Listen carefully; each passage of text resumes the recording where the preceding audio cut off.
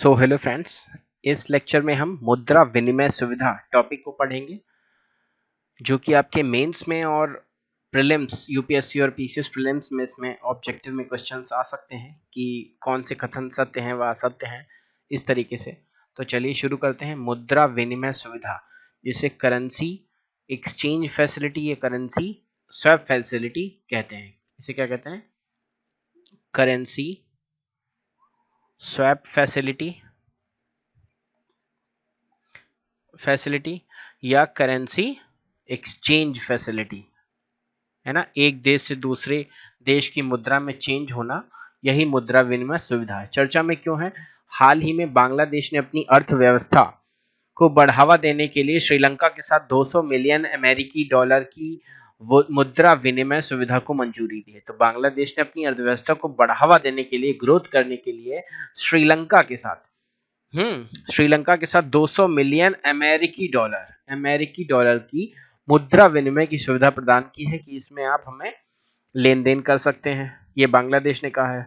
इसके प्रमुख बिंदु देख लें तो करेंसी स्वैप अथवा मुद्रा विनिमय का आशय दो देशों के बीच पूर्व निर्धारित नियमों और शर्तों के साथ मुद्राओं के आदान प्रदान हेतु किए गए समझौते या अनुबंध है। वर्तमान संदर्भ में मुद्रा स्वैप को प्रभावी रूप से ऋण के रूप में देखा जा सकता है जो बांग्लादेश द्वारा श्रीलंका को डॉलर के रूप में दिया जाएगा। साथ ही इसमें यह समझौता भी शामिल है कि ऋण और उसके साथ ब्याज का भुगतान श्रीलंकाई रुपए में किया जाएगा। जो ऋण है और भुगतान वो श्रीलंकाई रुपए में होगा। केंद्रीय बैंक और संबंधित देश की सरकारों द्वारा अल्पकालिक विदेशी मुद्रा तरलता आवश्यकताओं को पूरा करने के लिए या भुगतान संतुलन बीओपी संकट से बचने के लिए पर्याप्त विदेशी मुद्रा सुनिश्चित करने हेतु विदेशी समकक्षों के साथ मुद्रा स्वैप समझौता किया जाता है। जो भी हमारे विदेशी समकक्ष होते हैं उनके साथ हम मुद्रा एक्सचेंज का जो है नियम कर लेते हैं, है ना, एग्रीमेंट कर लेते हैं। यह समझौता श्रीलंका के लिए बाजार से उधार लेने की तुलना में काफी सस्ता है। तो ये बांग्लादेश से श्रीलंका जो है उधार ले लेगा और काफी महत्वपूर्ण भी है क्योंकि श्रीलंका विदेशी ऋणों के साथ साथ पर्याप्त विदेशी मुद्रा भंडार बनाए रखने के लिए काफी महत्वपूर्ण भी है क्योंकि श्रीलंका विदेशी ऋणों के साथ साथ पर्याप्त विदेशी मुद्रा भंडार बनाए रखने के लिए संघर्ष कर रहा है। मतलब श्रीलंका जो है उसके विदेशी मुद्रा भंडार भी कम हो रहे हैं और वो विदेशों से ऋण भी नहीं ले पा रहा है, इसीलिए बांग्लादेश ने उसे सहायता प्रदान की है। इन विनिमय समझौतों में विनिमय दर और अन्य बाजार संबंधी जोखिमों का कोई खतरा नहीं रहता है क्योंकि लेन देन की शर्तें अग्रिम रूप से निर्धारित होती है कि कितना हमें ब्याज चाहिए, ये पहले से ही तय हो जाता है। इसमें बाजार का गिरावट और उछाल जो है जरूरी नहीं है। विनिमय दर जोखिम, जिसमें मुद्रा जोखिम के रूप में भी जाना जाता है, विनिमय दर जोखिम जिसे मुद्रा जोखिम के रूप में भी जाना जाता है, का आशय विदेशी मुद्रा के विरुद्ध आधार मुद्रा के मूल्य में उतार चढ़ाव से उत्पन्न होने वाले वित्तीय जोखिम से है। तो है ना, जब विदेशी मुद्रा के रेस्पेक्ट में हमारी मुद्रा, देश की मुद्रा ऊपर नीचे होती है, तब वो जोखिम होता है। लेकिन इस जो ये डील हुई है इसमें ऐसा कोई सिचुएशन नहीं है। अगले पॉइंट देख लेते हैं, बांग्लादेश की असामान्य स्थिति क्या है।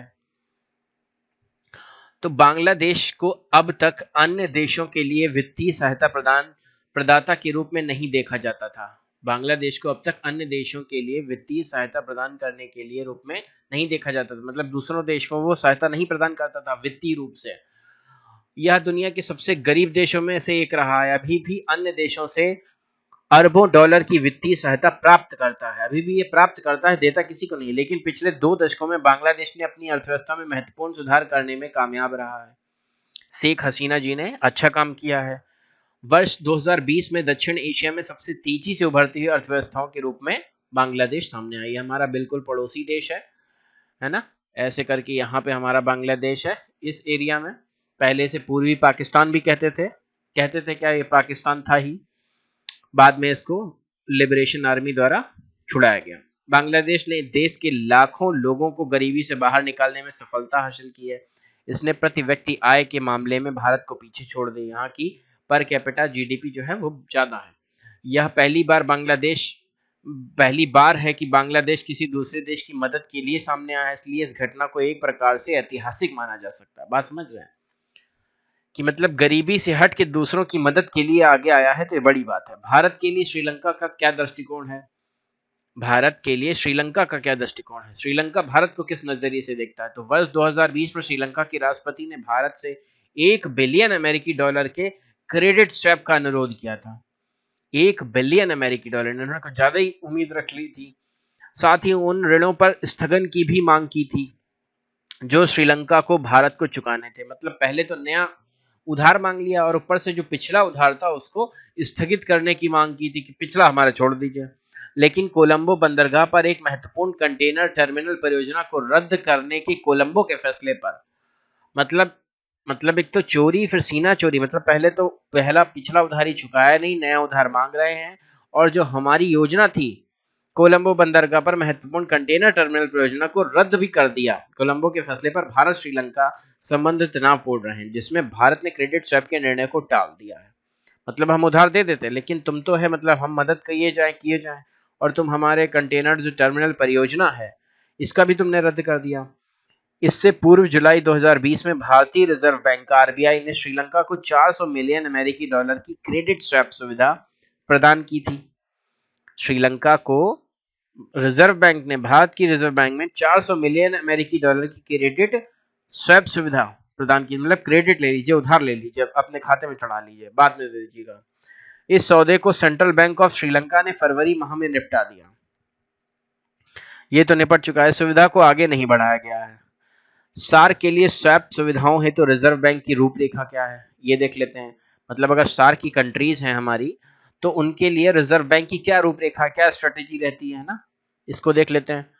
तो सार्क जो है मुद्रा विनिमय सुविधा 15 नवंबर 2012 को लागू की गई थी। संशोधित रूपरेखा 14 नवंबर 2019 से 13 नवंबर 22 तक वैध है। भारतीय रिजर्व बैंक 2 बिलियन अमेरिकी डॉलर के समग्र कोष के भीतर एक स्वैप व्यवस्था की पेशकश करता है। मतलब 2 बिलियन अमेरिकी डॉलर जो है से आप इस इतनी करेंसी को, डॉलर को आप स्वैप करवा सकते हैं, एक दूसरे कंट्री को दे सकते हैं, वहां की करेंसी या सामान को ले सकते हैं। स्वैप व्यवस्था का उपयोग अमेरिकी डॉलर, यूरो, भारतीय रुपए में किया जाता है। इसमें या तो अमेरिकी डॉलर में लेन देन होता है, या यूरो में होता है, या भारतीय रुपए में होता है। यह रूपरेखा भारतीय रुपए में स्वैप निकासी के लिए कुछ रियायत भी प्रदान करती है। अगर स्वैप निकासी आप हमारे रुपए में करेंगे तो कुछ रियायत भी मिल जाएगी। यह सुविधा सभी सार्क सदस्य देशों के लिए उपलब्ध होगी, बशर्ते उन्हें द्विपक्षीय स्वैप समझौतों पर हस्ताक्षर करना होगा। अनुमान यह है कि क्षेत्रीय समूहों की सबसे बड़ी अर्थव्यवस्था रूप में केवल भारत ही ऐसा कर सकता है। हालांकि बांग्लादेश श्रीलंका व्यवस्था दर्शाती है कि अब स्थितियां परिवर्तित हो चुकी हैं। मतलब बांग्लादेश ने अपनी गरीबी को सुधारा है और वो भी अब करेंसी स्वैप में अपना सहयोग और योगदान दे रहा है। तो भुगतान संतुलन, ये जो टर्म आता है भुगतान संतुलन, जिसे हम क्या कहते हैं, बैलेंस ऑफ पेमेंट। किसे कहते हैं?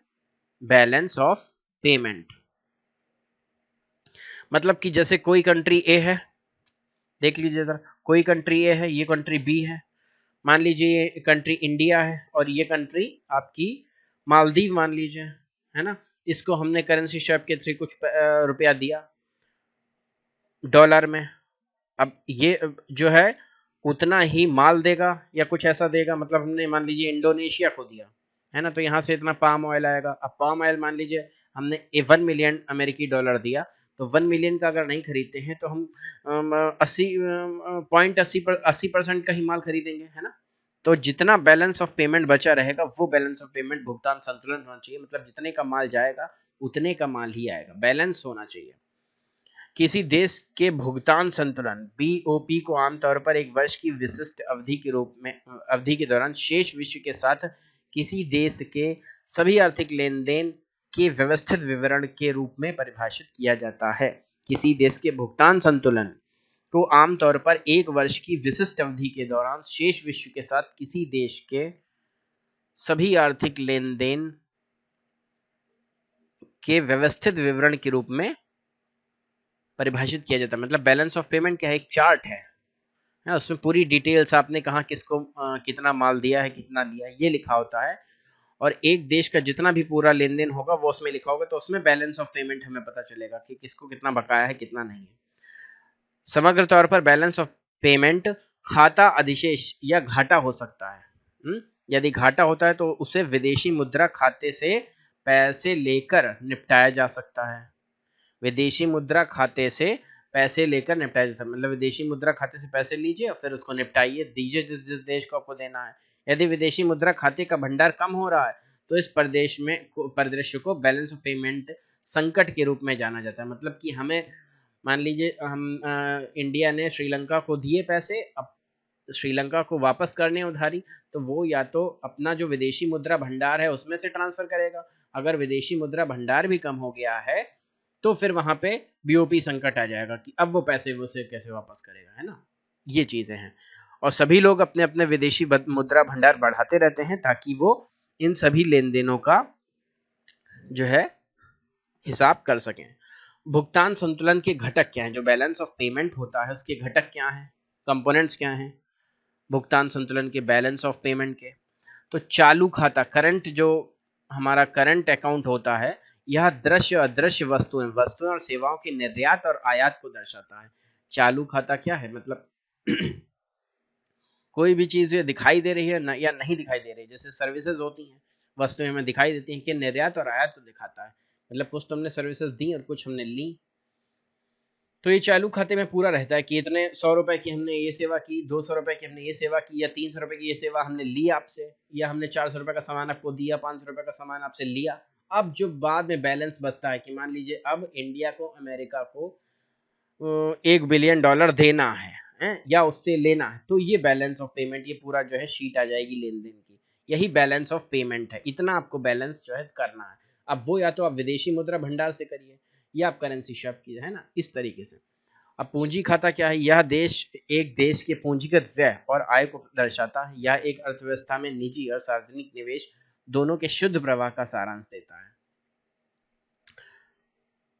पूंजी खाता क्या है? यह एक देश के पूंजीगत व्यय और आय को दर्शाता है, जितना पूंजीगत व्यय होगा और जितना उसने आय कमाया होगा।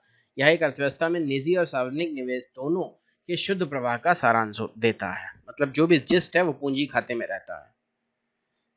कैपिटल जो अकाउंट होता है आपका, कैपिटल अकाउंट का मतलब क्या है कि जो आपने इंफ्रास्ट्रक्चर में इन्वेस्टमेंट किया है वो सारी इसमें डिटेल रहती है। या तो पूंजीगत व्यय होगा, इंफ्रास्ट्रक्चर पे व्यय होगा, या आय उसमें कहीं पर हमने उसको नया गेन किया होगा, तो वो हमारा कैपिटल अकाउंट में लिखा जाएगा। त्रुटि एवं चूक, कभी कभी भुगतान संतुलन संतुलित नहीं होता है। इस असंतुलन को भुगतान संतुलन में त्रुटियां और चूक के रूप में दिखाया जाता है। मतलब मान लीजिए ये जो पूरी शीट लेन देन लिख रहे हैं, कितना लिया इतना दिया, और वहां पे कहीं पे गड़बड़ हो जाए तो इसे क्या कहा जाएगा? बैलेंस ऑफ पेमेंट में ये एरर है या त्रुटि है इसमें। विदेशी मुद्रा भंडार क्या है ना, फॉरेक्स रिजर्व जिसे हम कहते हैं, आपने सुना होगा भारत का फॉरेक्स रिजर्व बढ़ गया है ना। तो विदेशी मुद्रा भंडार क्या है? एक तरीके से हम ये समझ लेते हैं, समझ सकते हैं फॉरेक्स रिजर्व को, जैसे कि हमारे मैचेस क्रिकेट हम लोग खेलते थे छोटे पर, और छोटे पर क्या 11th-12th में, और कॉलेज क्रिकेट होता है तो पूरी टीम जो है 100 रुपये पर आदमी पर हेड कलेक्शन होता था। तो मान लीजिए 10 टीमें हुई हैं, 10 टीमों में 11 मेंबर हैं, तो 1100 रुपये करके 11,000 रुपये इकट्ठा हो जाते थे। अब उन्हीं 11,000 रुपये को एक जगह इकट्ठा कर लिया जाता था, उन्हीं से ही सबको प्राइजेस का डिस्ट्रीब्यूशन होता था कि 5,000 जो है man of the match, 4,000 man of the match, इसका है ना, सारी व्यवस्थाएं इन्हीं 11,000 रुपयों से होंगी। तो यही हो गया हमारा फॉरेक्स रिजर्व। मतलब ये पूरे विश्व का होता है। इसमें इंडिया ने मान लीजिए इतना जमा कर दिया अपने फॉरेक्स रिजर्व में। अब वो जो है उतनी ही धनराशि का सामान का आयात निर्यात कर सकता है या उससे ज्यादा भी कर सकता है।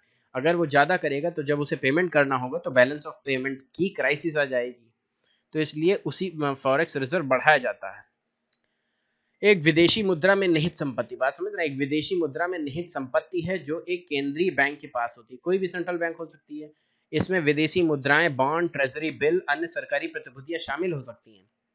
तो आप ऑप्शन में आ सकता है कि विदेशी मुद्रा भंडार जो है उसमें क्या क्या चीजें हो सकती हैं। तो विदेशी मुद्राएं हो सकती हैं जैसे अमेरिकी डॉलर, यूरो, है ना, बॉन्ड हो सकते हैं, ट्रेजरी बिल्स हो सकते हैं, अन्य सरकारी प्रतिभूतियां शामिल हो सकती हैं। इन भंडारों का उपयोग देनदारियों को वापस करने और मौद्रिक नीति को प्रभावित करने के लिए किया जाता है। तो इस रिजर्व का उपयोग कहाँ होता है? देनदारी, मतलब कि मान लीजिए हमने क्या क्या अमेरिका से हमने वैक्सीन बनाने के लिए कच्चा माल ले लिया $1 बिलियन का, अब हम उसे पेमेंट करना है, तो या तो हम उसे यहाँ से कोई रॉ मटेरियल भेजें, जैसे स्टील भेजें या आयरन भेजें उतने ही पेमेंट का, या उससे अगर कम पेमेंट का भेज रहे हैं तो उसका बैलेंस ऑफ पेमेंट उसकी शीट पे हम दिखाई पड़ेगा कि हमें आगे चलकर भविष्य में इतने का माल, मतलब बचे हुए पैसे का या तो माल देना है या इनको इतने पैसे वापस करने हैं अमेरिका को। तो यही बैलेंस ऑफ पेमेंट जो है यही सब कहलाता है। और फॉरेक्स रिजर्व जो है इसी में ही अपना हम धन व संपत्ति